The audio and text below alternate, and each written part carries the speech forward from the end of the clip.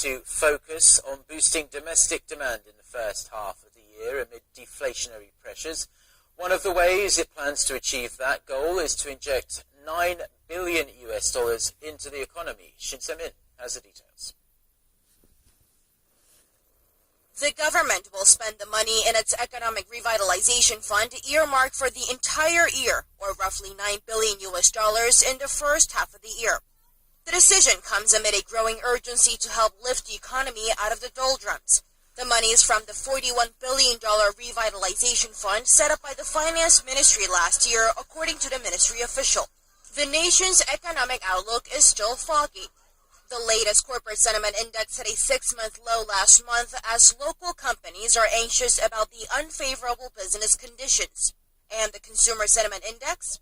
It's still lower than the level recorded last May, right after a drop in consumer sentiment following the Sewol-ho ferry disaster in April.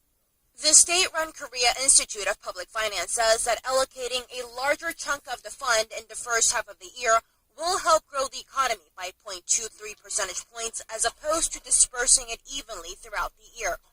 With the move, the government hopes to garner investment, create more jobs, and stimulate domestic spending to prevent the economy from falling into a deflationary period.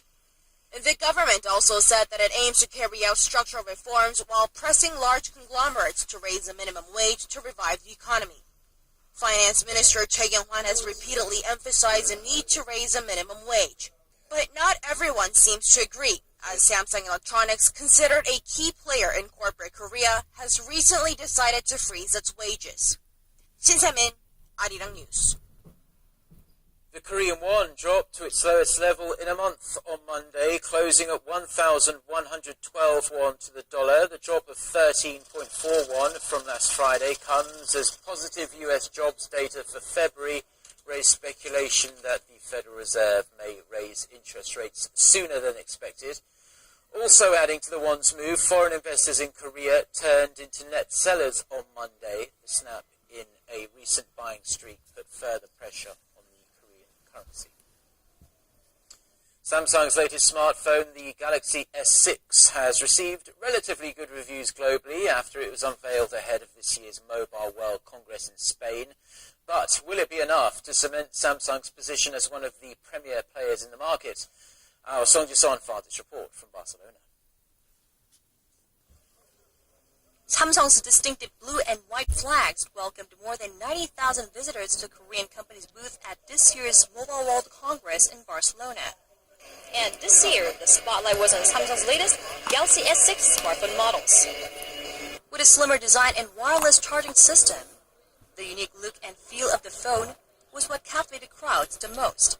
I noticed that it felt different. It's not like the previous Galaxy S smartphones because Samsung has done a great job with the design of the phone by making the front and the back sides of glass and putting this great metal frame, this very sturdy frame around the device. It's durable, yet it looks amazing. While the Galaxy S6 was grabbing the most attention, a market follower wanted Samsung spectators to drop by its booth too. Just across from Samsung sits Huawei, the world's fourth largest handset maker.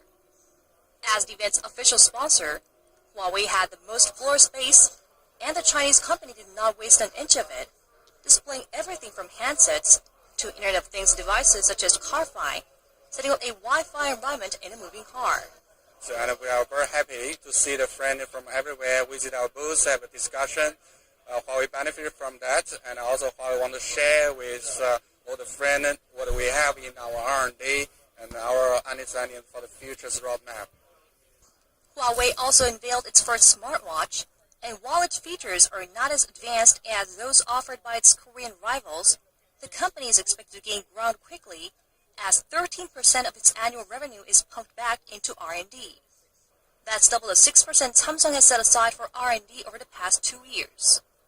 Market watchers say Korean manufacturers like Samsung and LG are going to have to up their game if they want to stay at the peak of the global market. Song Ji-son, Arirang News, Barcelona.